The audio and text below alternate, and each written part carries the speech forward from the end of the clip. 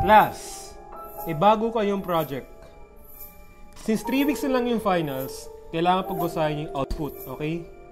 Ito yung project. Gagawa kayo ng storyboard.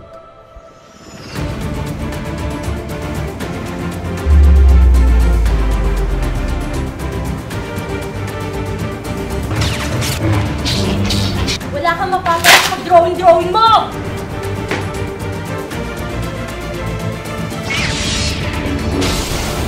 I don't wanna lose you! But you're not real.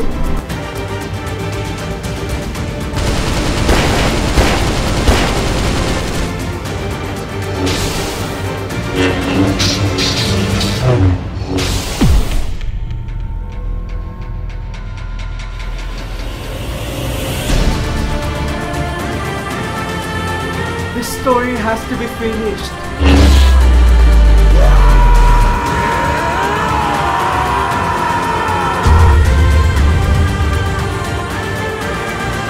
Does it really have to end?